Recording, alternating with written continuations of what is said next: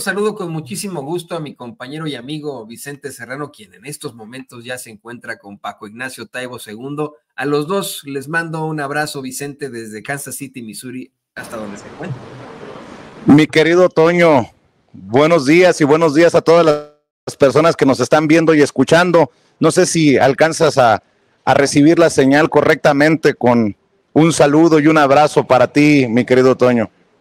Sí, los vemos, los escuchamos, Vicente, ahí está, pues a cuadro, el querido Paco Ignacio Taibo II con su cigarrito que lo identifica, ¿no? Así es. El querido, admirado, respetado Paco Ignacio Taibo II. ¿Cómo estás, Paco? Bien, y nunca mejor bombardeado. Bien, el fondo le está yendo muy bien, muy bien. Agarramos ya la gran curva de las 4 ferias grandes de octubre, en el Zócalo sobre todo, que empieza mañana. Tampico, vamos a estar también en Oaxaca, y mañana yo estoy en Monterrey cerrando la intervención del fondo en la feria de Monterrey. Y luego tenemos aquí en esta librería una feria de libros medievales que tienen un público muy curioso y muy particular, y bueno, metidos en 30 operaciones, una enorme gira que termina esta semana, que recorrió 30 ciudades del sureste, donde no había librerías. Llegó por primera vez nuestro librobús. Oye, Paco, sin lectura no hay izquierda, sin izquierda no hay lectura. No, y lo tengo muy claro. Quizá porque sea una experiencia personal, la mía y la de la generación del 68, que es los cuadros que mantuvieron, le dieron forma, le dieron democracia interna, movilización, proyecto al movimiento estudiantil de los 60, eran leídos y escribidos. Y leer se volvió un elemento ideológico más allá de lo doctrinario político. No solo era Marx o Engels o Ho Chi Minh o Mao Zedong, era también las novelas de Howard Fast, las novelas de ciencia ficción de Philip K. Dick, la poesía. O sea, leer se había vuelto un instrumento que le daba sentido, lógica y vitalidad al pensamiento crítico de la época. Yo recordaba el otro día que el arranque del 68 nuestro fue un arranque haciendo clubs de poesía en los patios de ciencias políticas. Entonces, sí, siempre he pensado, y esto es un problema personal e histórico, que no hay izquierda sin lectura, sin hábito de lectura, sin voluntad de lectura. Porque si no, vamos hacia una izquierda muy de consigna, muy de línea de mando, muy jerarquizada, y sobre todo con el riesgo que tenemos en un movimiento como el que es Morena, de que las etapas electorales se vuelven ascensos a la estructura de poder, trabajo de clubs, de tribus, y se pierde, se debilita ideológicamente lo que debe ser un partido al servicio del pueblo. Fíjate qué interesante lo que estás mencionando, yo te lo pregunto así. ¿Se ha avanzado en eso de acercar la lectura, el libro, a la gente de a pie? ¿Se ha acercado a esta izquierda, a esta gente tan comprometida con un movimiento de transformación, a la lectura? ¿Qué tanto se ha avanzado? Yo diría que bastante. Fue una operación diseñada con Andrés desde el inicio, cuando tomamos el control del fondo de Ducal y de G, que tenía muchas caras. Por un lado, hacer una gran operación que fue 21x21, con 2 millones de libros de regalo a población abierta, entregados en mano, no volanteados, que eso es fundamental. No puedes volantear libros, tienes que convocar y el interesado jalarlo. Luego, 1,001 operaciones por llevar librerías a través de los libromóviles a donde no las había, a comunidades de Oaxaca, Tierra de Puebla, montañas después de Luca, y ahí el Morel, y es increíble. Llegar a sectores particularmente vulnerables, que la lectura se vuelve oxígeno para ellos. Estoy pensando, por ejemplo, cuando llegamos una y otra vez a campos de agrícolas, donde terrible. Los dueños de los campos, los niños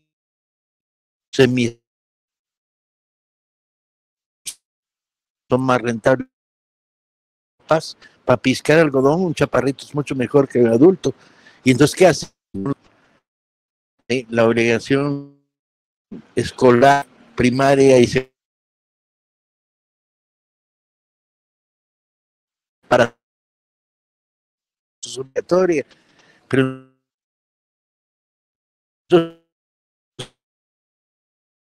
tuvimos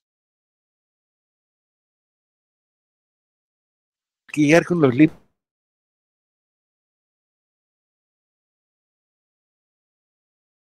y Mire, desafortunadamente estamos perdiendo la señal allá en la entrevista que estamos teniendo tan interesante con Paco Ignacio Taibo II. Hace unos momentos nos platicaba de pues cómo es que se enfrentaron a muchas situaciones para llegar a sectores sumamente vulnerables con tal de que pues de que llegue esa lectura que en esos sectores se convierte en respiración.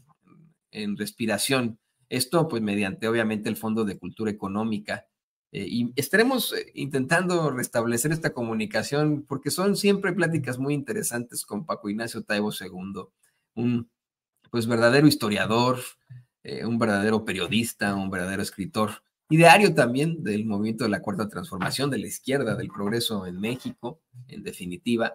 Así que vamos a estar muy pendientes del regreso que tendremos con ellos. Le voy contando a usted que en primer lugar, aquí en Sin Censura, Paco Ignacio Taibo II celebraba pues que esos libros estén llegando ya a donde no había, pero ni siquiera el paso de los mismos. Nos explica por qué no hay izquierda sin hábito de la lectura, y pues cómo es que se avanza en este hábito de acercar la lectura a la gente de a pie. Y bueno, miren, ya estamos restableciendo nuestra comunicación con nuestros compañeros. Regresamos cámaras y micrófonos hasta allá, hasta la Ciudad de México, con Paco Ignacio Taibo II y Vicente Serrano. Gracias, Toño. Pues estaba contándonos cómo se ha acercado a la gente de a pie, sobre todo esto de los campos agrícolas, los niños, Paco Ignacio Taibo II. Y mi querido Toño, estamos nada más para que se ubique la gente que nos está viendo y escuchando en vivo y en directo en la librería Rosario Castellanos, este hermoso centro cultural. Tú haces mucha calle, afortunadamente. Es una de las virtudes que haces. ¿No se nota la gente el que dicen, yo leo, a mí me cayó un libro?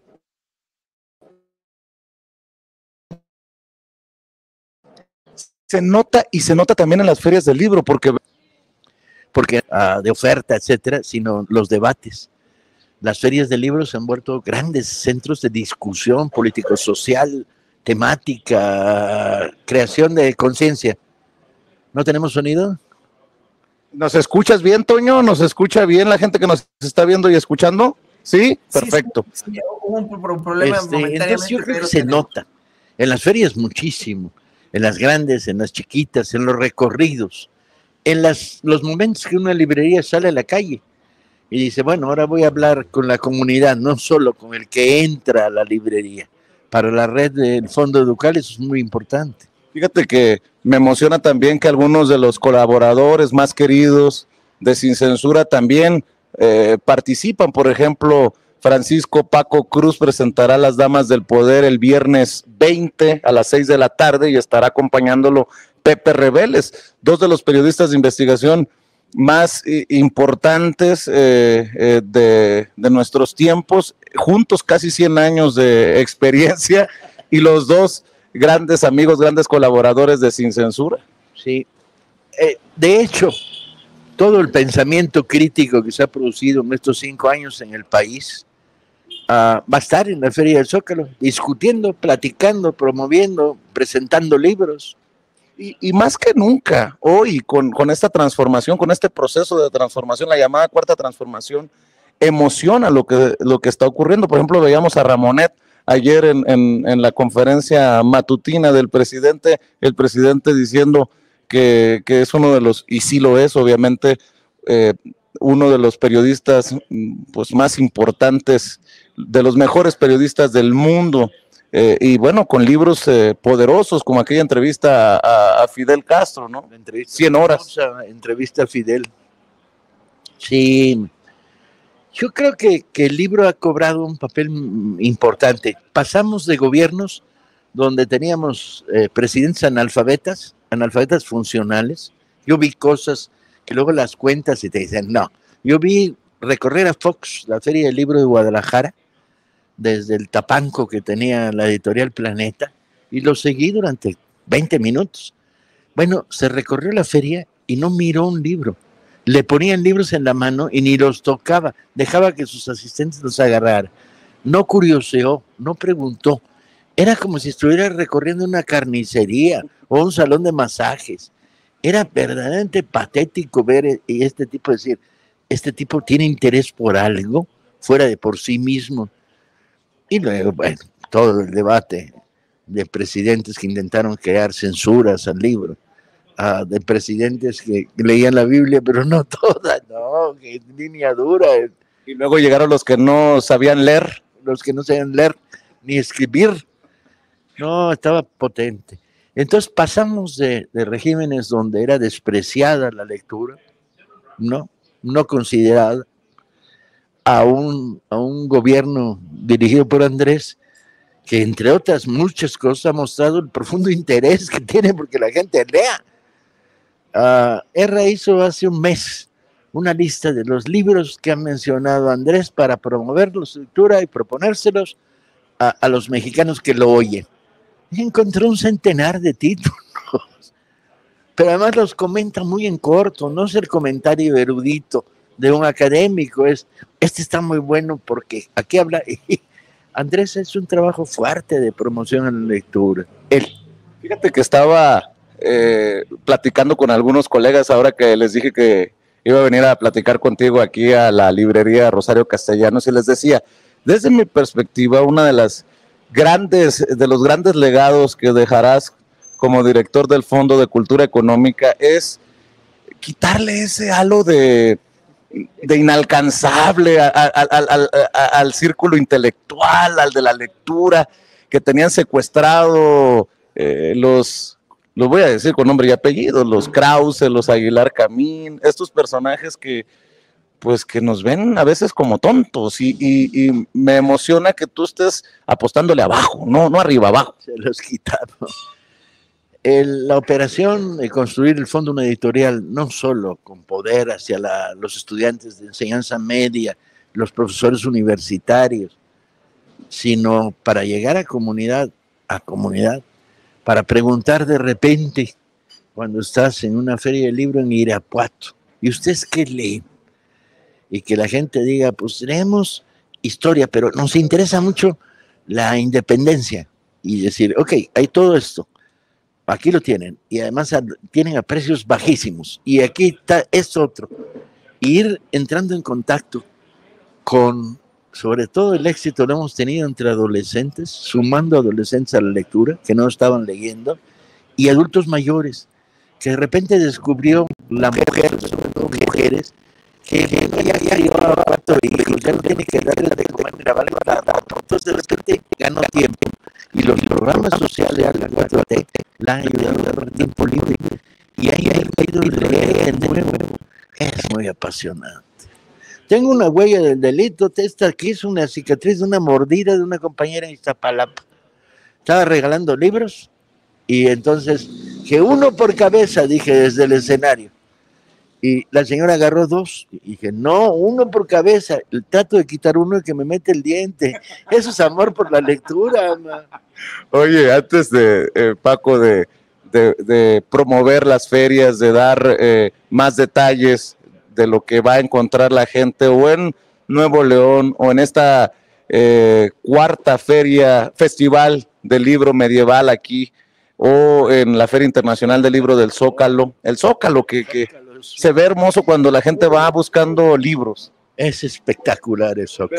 Pero antes de hablar de eso, te lo mencionaba en Los Pinos ahora que nos vimos el lunes, me pareció maravillosa la posibilidad que abres en el aniversario de Morena para debatir y debatir sabroso, fuerte, duro, como amerita este movimiento, sobre este proceso de transformación, la izquierda como tal, y tú mencionabas algo, queremos gobernar, ¿y gobernar para qué? Tenemos que replantearnos cómo es que se echó a perder o se convirtió en un movimiento podrido lo del PRD, y estas cosas que estás poniendo sobre la mesa que a muchos incomodan, pues es lo que se necesita. Mira, yo tengo muy clara la vieja memoria. Yo creo que un partido sin memoria larga, que lo vincule con Hidalgo y la independencia, con Mina, y memoria corta, que lo vincule con su propio... Hay un motociclista al que odio, que pasa por aquí a cada rato, pero además cada vez que ve que tengo entrevista, acelera para llegar 30 segundos antes al semáforo. Pero lo tengo detectado, ha de ser no lector ese cuate, man. Ese sí está trabajando contra o está llameando contra la lectura. Entonces te decía, memoria larga, memoria corta. Entonces yo tenía muy presente, fui fundador del PRD y luego rompedor del PRD para irme a Morena. Y en la etapa fundacional del PRD, recuerdo muy bien una discusión con uno de los chuchos que decía, lo único importante es ganar. Y hablaba del estado de Veracruz. Yo le decía, estás proponiendo un candidato que viene de ser un hombre de la represión priista en Veracruz. No tienes medida. Y él decía, pero es que tenemos que ganar. No, tenemos que ganar, no, ¿para qué? Si vamos a llevar a un candidato al gobierno de un estado para que ejerza política de derecha, lo hacen mejor ellos que nosotros.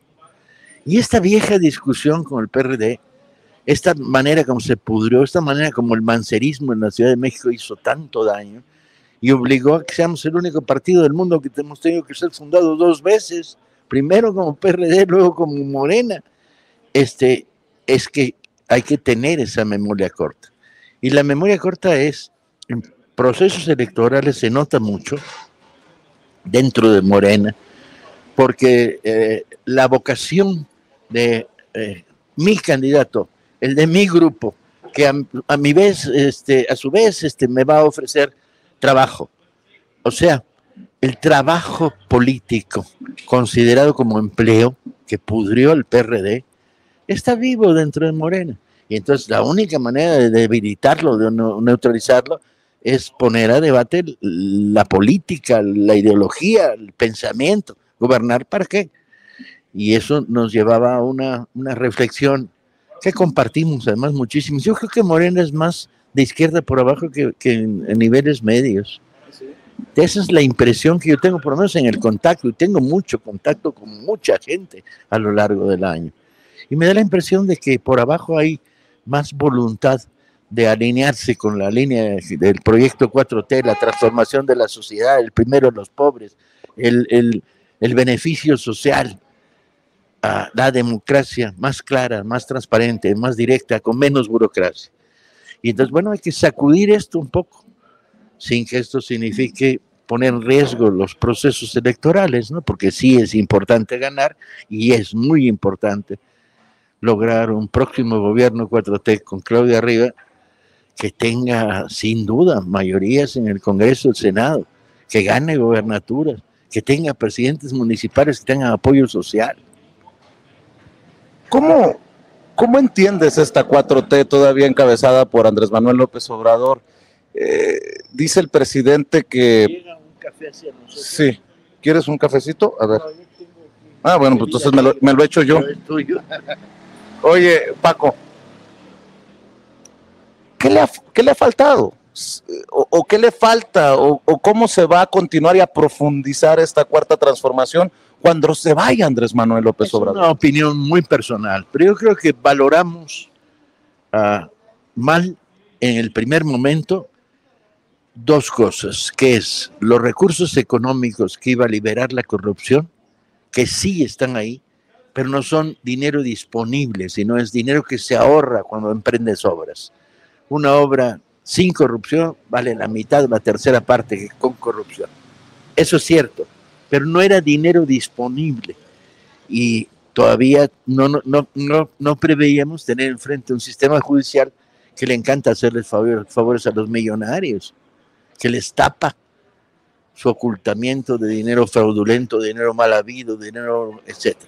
Y luego la segunda cosa que yo creo que calculamos mal era el peso burocrático que el Estado que había generado el PRI, que había consolidado el PAN, que es un Estado terriblemente burocrático, que pone trabas a cualquier cosa. La viuda que quiere que le den sus papeles para demostrar que es viuda, porque de quién, o cosas más complicadas, ¿no? El uso de los recursos. Todas las trabas del aparato burocrático no las valoramos suficiente. Y nos encontramos con lo que Andrés llamó un elefante reumático, que es muy elefante y muy reumático. Te lo digo yo viviendo la vida diaria desde el Fondo de Cultura, las extrañísimas trabas que se producen a la hora de ejercer el sentido común, por ejemplo. Y yo creo que esas dos cosas no se valoraron. Por lo tanto, creo que el nuevo 4T, el futuro 4T, con Claudia a la cabeza, tiene que tener un ataque de reforma administrativa antiburocrática que limpie la manera en que el Estado se relaciona con los ciudadanos. Y por otro lado, yo creo, y esto es una opinión puramente personal, que la nueva 4T tiene que ser más dura, más cruel con los corruptos. ¿Más izquierda, más radical? Yo diría que sí. Qué interesante esto que mencionas, porque mucho de lo que reclama la gente de a pie es por qué no hemos investigado por lo menos a fondo a Felipe Calderón, a Fox, a Salinas, a Zedillo. Yo soy de a pie, porque coincido. Yo creo que cuando queda abierta una herida no sana, y hay una herida en cuanto a la mala administración corrupta de gobiernos anteriores, que no ha terminado en operaciones de justicia transparentes. ¿A ti sí te hubiera gustado aquello de juicio a expresidentes? Sí, claro. Por eso voté cuando hubo encuesta. Mencionabas el cártel de la toga y el birrete, el poder judicial podrido, dice el presidente Andrés Manuel López Obrador. Reflexiona para la audiencia de Sin Censura, si me permites pedirlo, Paco Ignacio. ¿Cómo ves a estos que hasta les pagamos los arreglos a sus casas, a camionetas blindadas, teléfonos celulares de alta gama para ellos y para sus familias, en el caso de los ministros de la Suprema, que andamos viendo cómo se extinguen los fideicomisos con más de 15,000 millones de pesos y tú andas vendiendo libros de a 20 pesos y batallando aquí y allá, a lo mejor no con el presupuesto que quisieras? No pido más recursos, nomás pido que nos destraben algunas burocracias. Eso sería lo personal. Pero bueno, esto es una discusión interna. En la valoración, yo digo, bueno, tenemos un aparato del Estado que no nos lo merecemos los mexicanos, y no me refiero a la presidencia, me refiero a el Poder Judicial, que es increíble. Y bueno, hay que poner en cuestión y criticar la manera como hemos operado en términos de inteligencia. Yo creo que bien, sabemos muchísimo más de lo que sabíamos sobre dónde estaba la corrupción, pero en términos de castigo a la corrupción ha sido muy lento el comportamiento del elefante. Estamos platicando en vivo y en directo aquí en la librería Rosario Castellanos con Paco Ignacio Taibo II, director del Fondo de Cultura Económica. Ya nos comentará sobre las ferias que están en marcha ya sobre ruedas y las que se vienen, porque de aquí a que termine el año hay mucho trabajo. Me decías, Paco, que no vas a parar. No vamos a parar, no. De aquí a que termine el año no vamos a parar. Literalmente no vamos a parar. Y está bien, fíjate.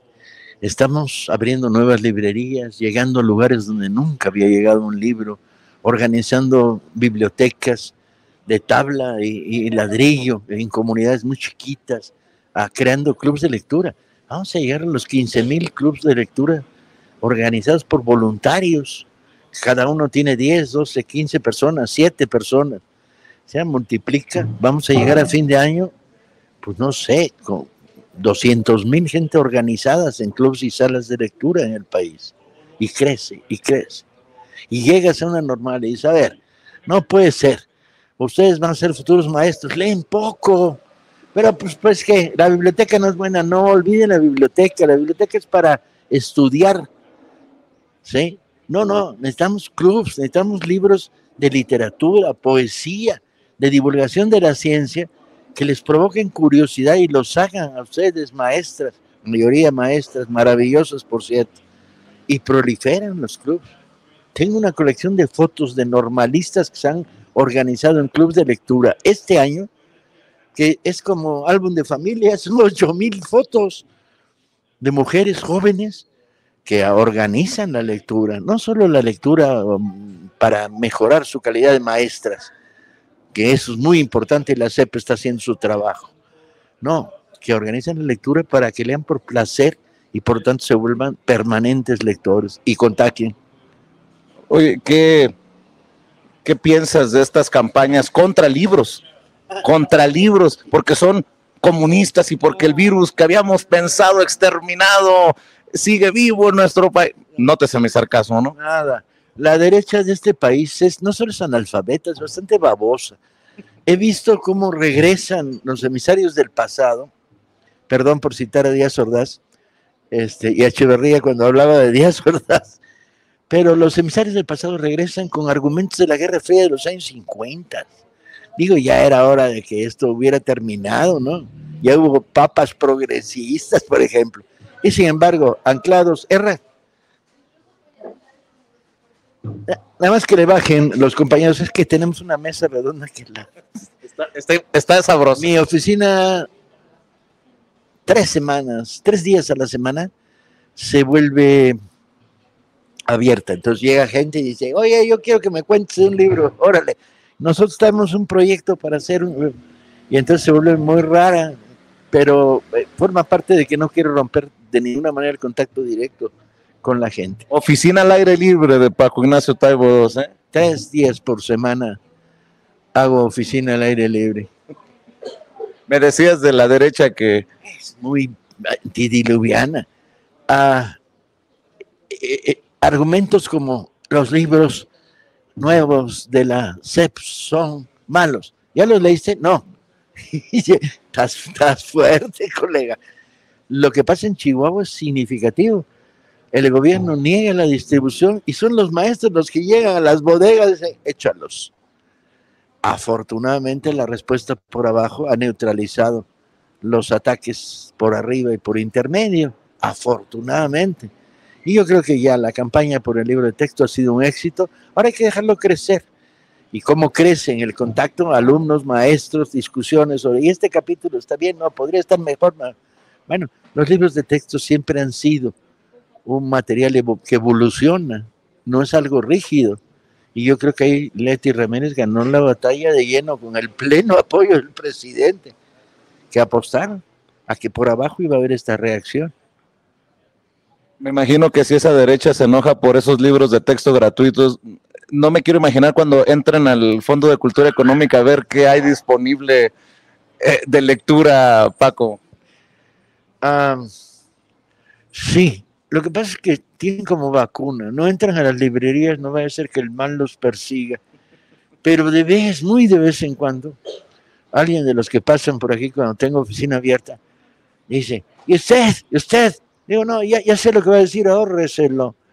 Si seguro que usted es analfabeta funcional. Digo, cálmate, Paco, no entres en polémicas con uno que va pasando. Pero son raros. En general están vacunados contra las librerías. ¿Qué te gritan? ¡Comunista! No, ni siquiera. Yo les decía, Jesús de Nazaret era de extrema izquierda. Yo me gusta estarlos provocando de vez en cuando, ¿no? La feria, la participación del Fondo de Cultura Económica se cierra en Nuevo León, en Monterrey. Cerramos Monterrey. ¿Cuándo? Pasado mañana. No, 3 días después. Pero yo voy mañana estoy en Monterrey. Y luego el 14 se cierra en Monterrey. Pero mañana se inicia en el Zócalo y luego hacia la mitad del tiempo del Zócalo, que va a ser el gran momento. Ahí tenemos 20 y tantos autores del fondo participando, 2 librerías, una de puras ofertas y otra que coordina Educal, y otra de novedades que tiene el fondo con los libros que presentamos nuevos. Y luego nos vamos a Tampico y a Oaxaca, que también tienen ferias en estos mismos días. Tampico y Oaxaca en octubre todavía. Sí, en noviembre ya es Guadalajara. Noviembre, fines, Guadalajara. Algún día, desde tu perspectiva, veremos en los libros de historia, poniéndolo porque estamos aquí, en la oferta del Fondo de Cultura Económica, la figura de Andrés Manuel López Obrador, el análisis de Andrés Manuel López Obrador. Yo creo que sí, lo que pasa es que la historia pide tiempo y hay que dejar que culmine, cierre su ciclo, que todavía nos queda un año completo, en el que yo creo que van a pasar muchas más cosas de lo que los analistas piensan. ¿Para bien o para mal? No me asustes. No, para bien, para bien. No, yo digo porque ya ves que las campañas de golpeteo están más intensas. Si les hiciéramos caso, ya sabemos que son menos del 35%. Ya sabemos que perro que ladra no muerde. Ya sabemos que cada vez que proponen un proyecto como la candidatura presidencial, se vuelve una broma, ¿no? Ya sabemos hasta dónde dan, y ya sabemos que donde tienen poder es en los medios de comunicación. Y ese poder hay que irlo neutralizando poco a poco. ¿Y cómo se neutraliza? Información, independencia y conciencia. Ha quedado a deber, ya que estás hablando de los medios de comunicación, el gremio de la comunicación, por ejemplo, para los esfuerzos del Fondo de Cultura Económica. En la medida de nuestras posibilidades siempre estamos al pendiente de lo que hacen ustedes, pero uno quisiera ver pues más difusión, más atención. ¿De veras quieres verla? Porque cada vez que hablan de nosotros en los medios de comunicación privados tradicionales, léase Excelsior, El Universal, particularmente envenenado, Reforma, desde luego, ¿cómo se van a quedar atrás? El Financiero, etcétera. Cada vez que esos medios o sus equivalentes televisivos o radiofónicos hablan del fondo, es para insultarnos, dar información falsa, y la neutralización se hace desde los independientes y los medios públicos, pero y sobre todo la práctica. O sea, si tú le dices a uno de los que va a nuestras ferias, el fondo es un fraude, dices, no, estás loco, güey, si yo vengo a comprar 7 libros con lo que me hubiera costado 1, y esos, entonces, por abajo se neutraliza, y hay un contraataque de los medios públicos y los medios independientes, que es muy importante, pero la batalla es tremenda. O sea, en términos de audiencia, nos superan 3-1 o 4-1. ¿Sí? Por todavía esfuerzo que hacemos, probablemente. Si tomas en cuenta las radios encadenadas de provincia, las cadenas televisivas, muchas veces es inútil. Nosotros con un programa como el que hacemos en el 21 aquí, en el primera tanda tuvimos 13 millones de espectadores. Si lo comparas con lo que vendió Excelsior en esos días, pues no es nada. Excelsior no vendió nada, no llegó a nadie. Pero si lo comparas con todo el encadenamiento que tienen de televisión, radios, radio más importante de lo que parece. Tendríamos que tener una ofensiva mucho más potente radiofónica. Pero vamos, a ver, no se acabó la lucha de clases, compañeros.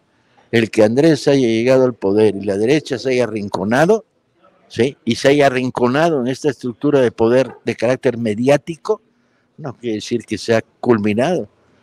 Buenos y malos, ricos y pobres. Va a ser muy interesante lo que ocurre aquí en la Ciudad de México, porque es el bastión de izquierda por excelencia.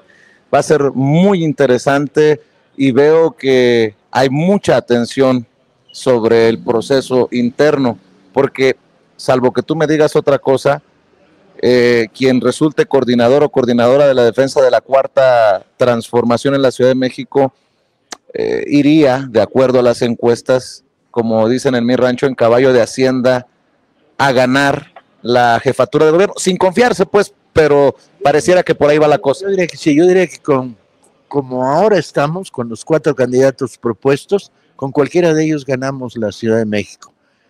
pero la pregunta es ganarla para qué. Y yo creo que estoy viendo a dónde me llegas, a que por qué he manifestado públicamente como militante de base de este partido que yo prefiero que sea Clara Brugada, porque el problema no es solo ganar la Ciudad de México, sino ganarla con un proyecto social que en Clara yo me siento representado.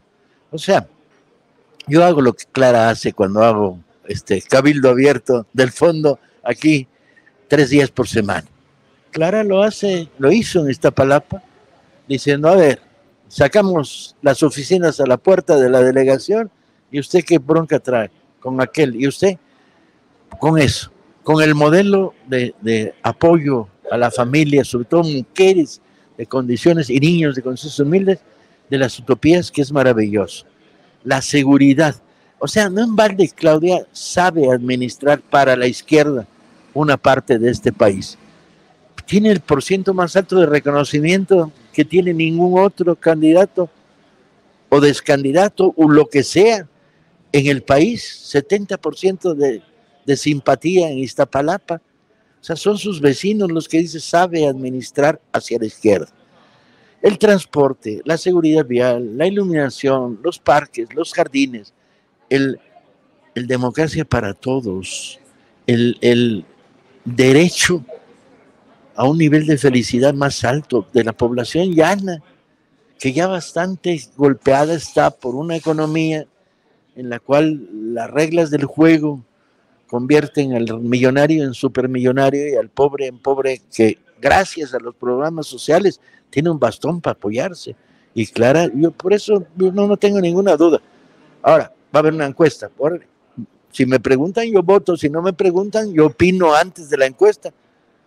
Pero ¿a poco no te genera, pues hasta cierto punto, emoción, esperanza, que se abra un debate sobre la izquierda antes de llegar al famoso izquierdómetro de quién es verdaderamente de izquierda y quién no?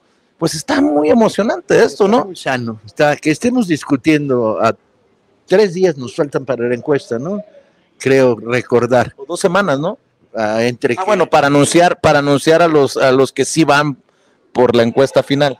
Sí, yo creo que es sano que estas cosas se estén platicando, discutiendo, ponderando, pensando. He visto varias veces en los fenómenos de elección de candidaturas por parte de Morena, tribalismo. ¿Por qué vas a apoyar a ese? No, pues es que yo soy de este grupo. Compadre, argumentos. Entonces tratemos de que se vuelva un debate de argumentos y no un debate de tribus. Si en determinado momento no es Clara, por ejemplo, ¿no? Yo no estoy diciendo que vaya a ser o no vaya a ser, pero más allá de quién gane, ¿qué tiene que pasar en la Ciudad de México si es, por ejemplo, Harfuch? ¿Qué tiene que pasar? Mira, yo tenía una bola para adivinar el futuro. ¿Se te rompió? No, fui a jugar boliche con ella y varió para pura madre. Entonces me niego a entrar en lógicas especulativas. Vamos a ver qué pasa. Vamos a ver qué pasa. Pero, mientras pasa o no pasa, opinemos. Pero, insisto, será el movimiento de abajo el que vaya a terminar forzando, sea quien sea, a que se tire a la izquierda lo más que se pueda y a que gobierne por el bien de los más pobres, sin robar, sin mentir y sin traicionar. Yo creo que lo que está sucediendo es, al generarse opinión, se está influyendo en la encuesta. Entonces, ¿qué mejor? Porque al influir en la encuesta, lo que está haciendo es generando opinión, darle la vuelta. ¿Y entonces qué ocurre? Pues estamos pensando. ¿Pretendemos que piense mucha gente? Sí, yo creo que por eso.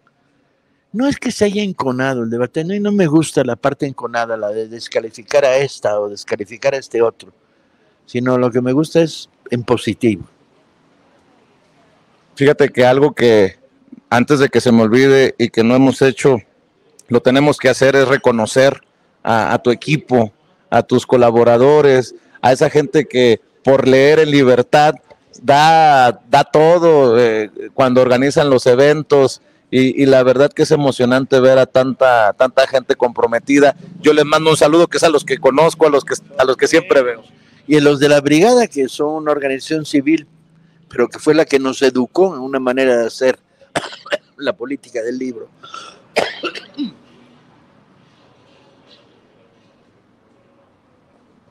Y a todos ellos, muchos son hasta voluntarios, ¿no? En el caso de la brigada son una pequeña, son 15 personas. En el caso del fondo somos 1 millar de personas, en la cual la red de fomento a la lectura tiene una cantidad enorme, inmensa, de voluntarios que están haciendo su servicio social. Fíjate, Paco, en la recta final de esta conversación, porque yo sé que siempre andas ocupado y ya me habías dicho que tienes muchas reuniones en tu oficina al aire libre. ¿Qué le hace falta hacer a Paco Ignacio con el Fondo de Cultura Económica? ¿Qué retos hay todavía por delante? ¿Qué te falta por poner ahí en la mesa?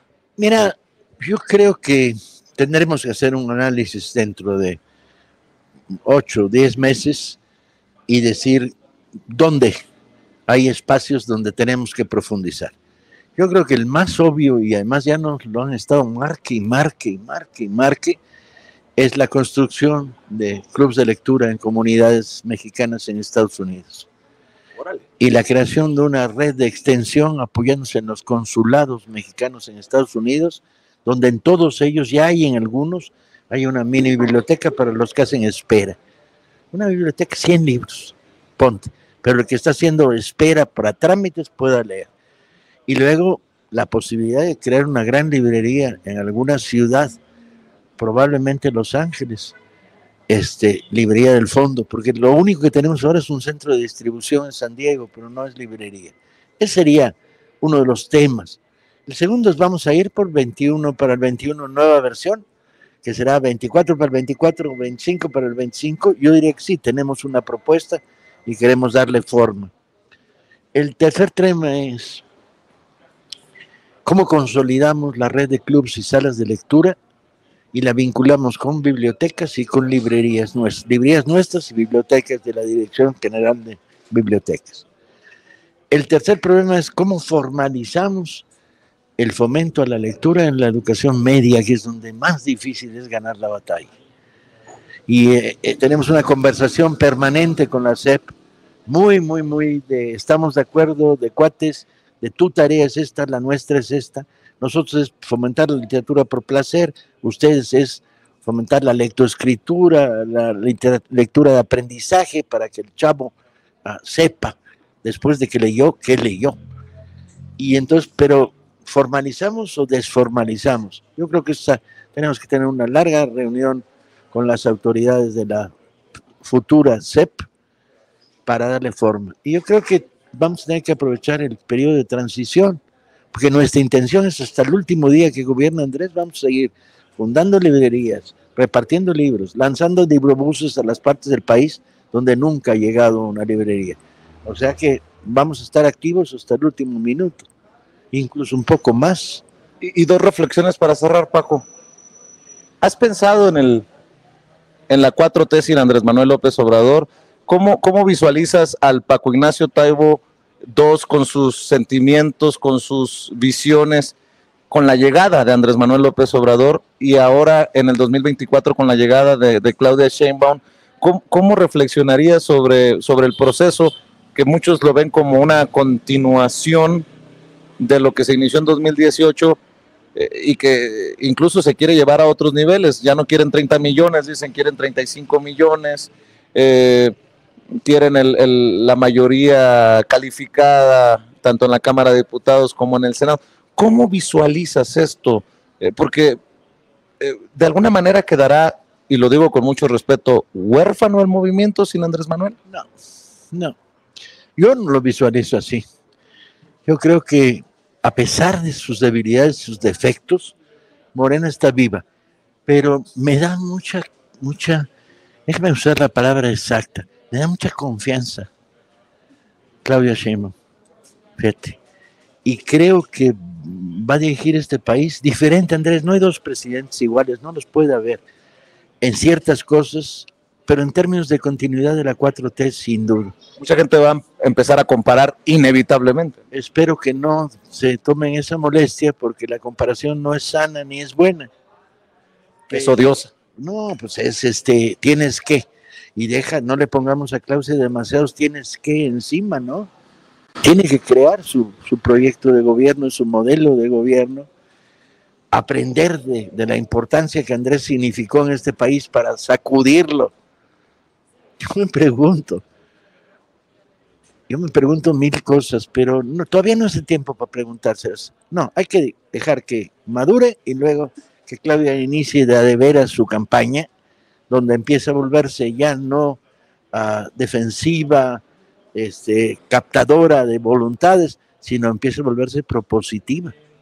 ¿Y tú qué has pensado de ti? ¿Qué piensas hacer? ¿Qué te vas a quedar buscando estar en el Fondo de Cultura Económica? ¿O qué va a pasar después de esto?